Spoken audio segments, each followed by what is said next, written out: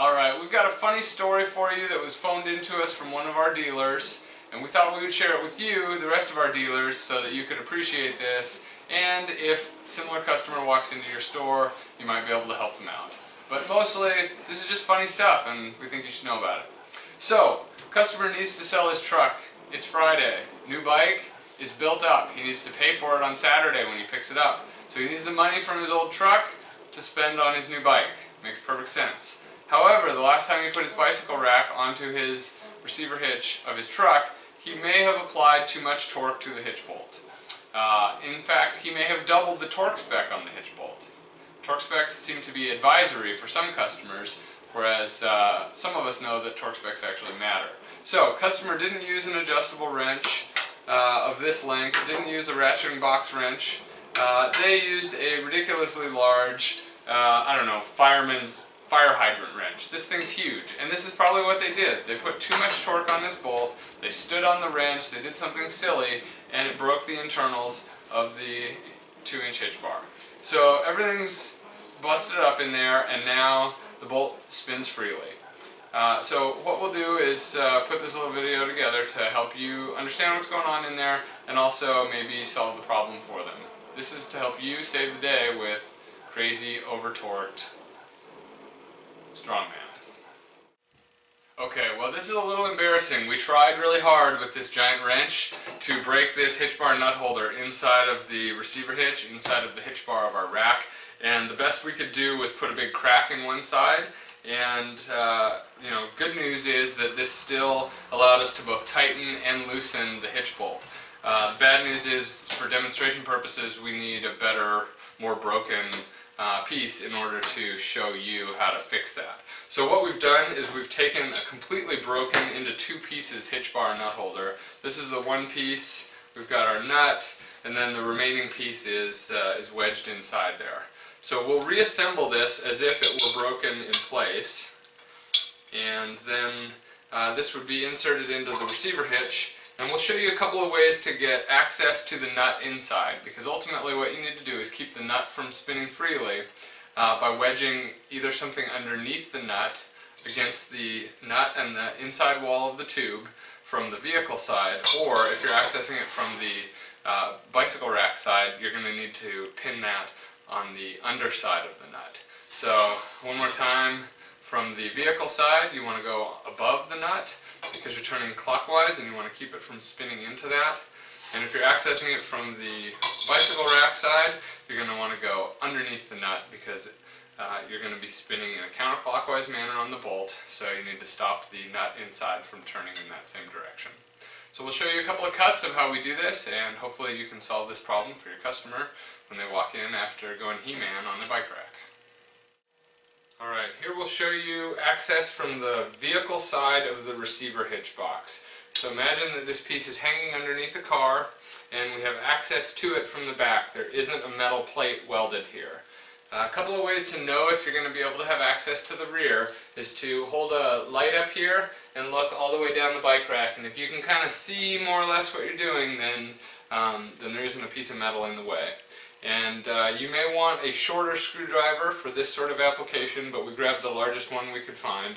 And we're going to reorient this piece, look down that receiver hitch, and kind of pry out some of the extra bits and pieces. In this case, there is half of the plastic nut cage that we can get loose with our hands, and we'll set that aside. Chances are there's a spare tire sitting right here, so your access to this may be limited, and again you may want a shorter slot head screwdriver or a piece of rebar or all thread.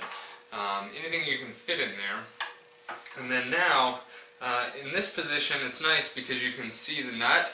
If it was in the second nut or second threaded hole position, you might need to clear out the plastic and another nut in order to get kind of clean access and clean purchase on this. But in this case we sort of set it up to be easier for us to demonstrate, so that's why this is this way. But if you have inserted your bicycle rack into the second hole position, then you're going to need to clear out all of the first hole position nut, as you can imagine. So now we're going to take our slot head screwdriver, and wedge it right in this place above the nut, between the nut and the inside wall of the receiver hitch tube, of the bike rack tube. And then we're going to rotate it until we can put that screwdriver in there. And once it bites, now we can get that piece to come off. I don't know if you were able to see that, but we'll do it a couple times for you. And that allows us to remove the bolt, even when the hitch bar nut holder has been broken through a silly amount of torque. The nut will fall out, and you'll be able to remove the bike rack from the vehicle. Alright, now we will access the nut from the bicycle rack side of the setup here. In this case, we have locked everything down, and the bike rack is removed from the hitch bar. It might be easier for you to do that when you remove this as well, and it will give you driving around time. You can just take out the 2 bolts on the end of the rack that go through the 2 side plates here, and then you can take the whole rack off and set it aside, and then you're working with just the hitch bar. So, the best tool for this is maybe a slot head screwdriver, but one thing that we found really good is like a long piece of flat bar steel. And because we have a lot of this lying around, this is what I'm going to use. So we're going to insert this into the bike rack side of the hitch bar, and when we're accessing it from this side, we're going to want to put the hard piece of metal underneath the nut so that it's between the nut that is spinning, which is square, and the inside of the 2-inch sidewall.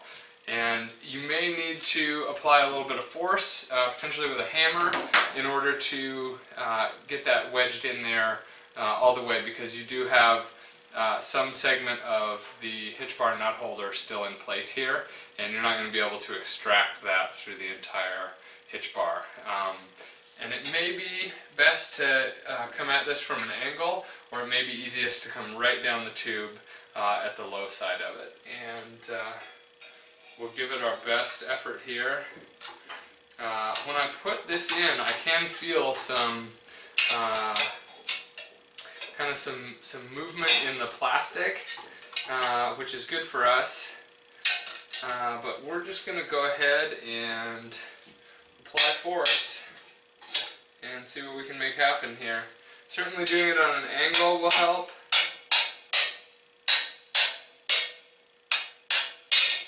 It's easier when this is attached to a vehicle for sure. Yeah, it looks like I'm above the nut, so we're going to try that one more time. Come at it from an up-down angle.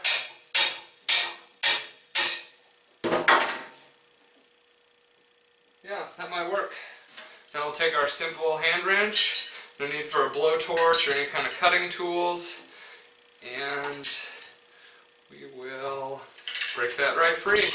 So if you were able to take an x-ray view of this, the flat bar piece of steel would run all the way down to right about here. It would be wedged underneath a nut, which is free spinning inside of the entire mechanism, and you would be able to hold that piece in place so that you can apply enough torque to break the bolt free. We'll try here to take this apart in a way that allows you to see that. Possibly, if I can break this out, we'll yank the broken part out the back. Yeah, the nut has already fallen to the side, but yeah, it's not going to be as demonstrative as we thought it would be. But that is how you do it. Ultimately, you want to get this piece of flat bar steel right underneath that nut when it's on the inside of this piece, and then you can apply enough torque to the bolt to break it free. When you put this back on your bike rack, you'll have a brand new hitch bar nut holder. It's a single nut holder from Softride, and you might be well served to put a little bit of anti-seize compound or bicycle grease onto these threads so that you can ease the breaking free of this nut for future applications as well. And if you haven't, it's a great time to replace the lock washer on the hitch bolt. This one's pretty well flattened out. This is a 5/8 inch lock washer, and you can find it at any hardware store.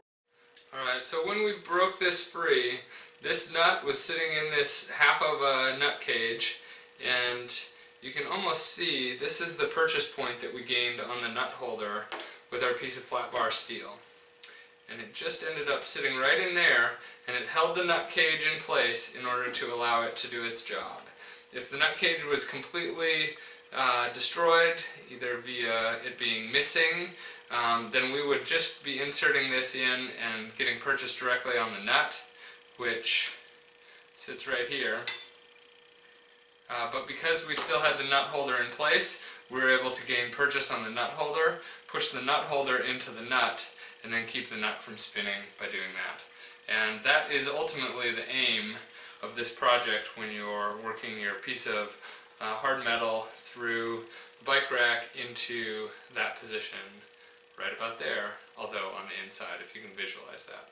So good luck with this. We're sorry that you have to go through this work. You can call us and get a replacement hitch bar nut holder, and we're confident that after you do this, you probably won't apply too much torque to it again, because you are now aware of how much work it is to remove it. To see more video content, visit softride.com/video.